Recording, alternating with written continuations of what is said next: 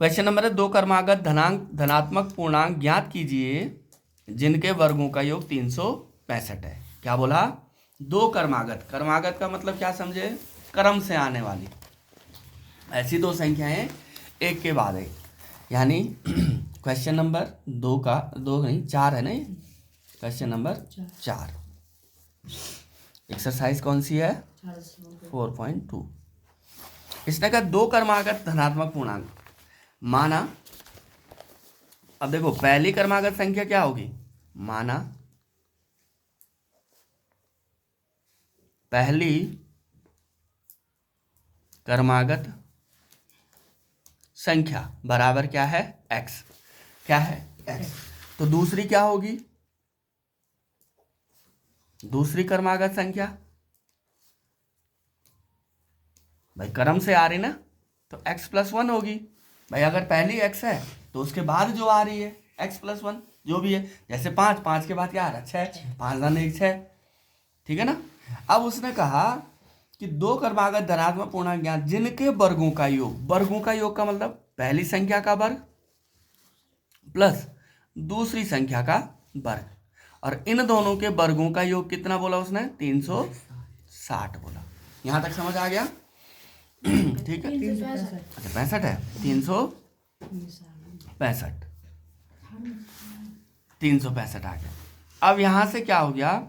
x²। अब ये क्या है? a+b का होल स्क्वायर, और a+b का होल स्क्वायर आपको आता है ना, सबको आता है।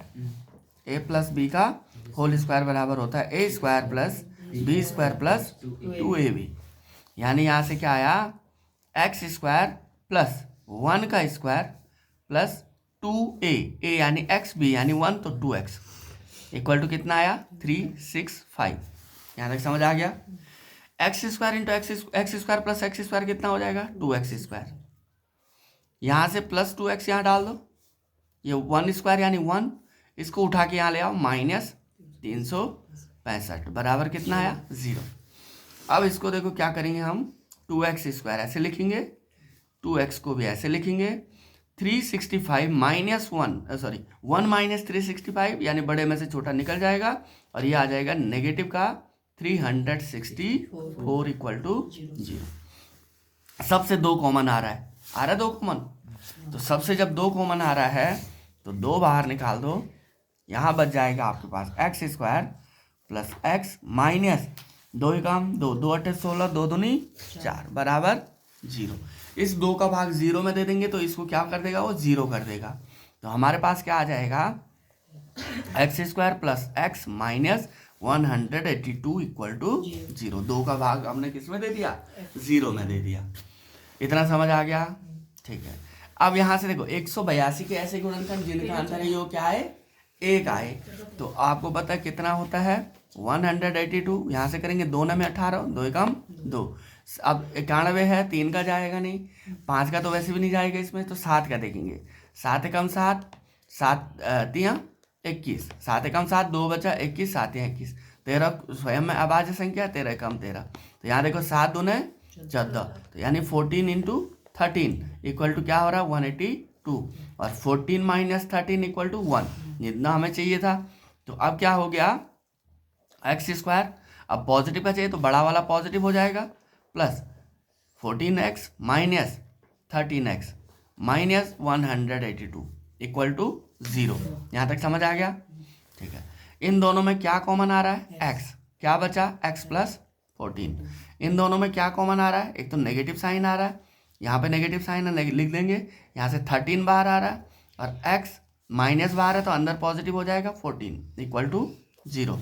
तो क्या हुआ? x + 14 x minus 13 equal to 0।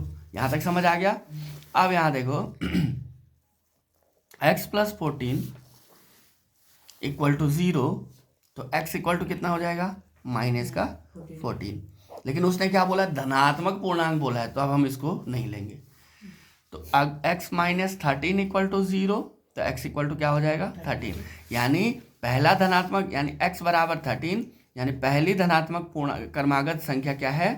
पहली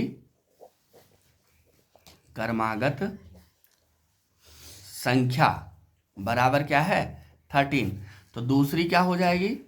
दूसरी क्रमागत संख्या, यानी आपके पास क्या था ले रखा आपने, x+1 था ना, यानी 13 + 1 = हो जाएगा 14। समझ आ गया?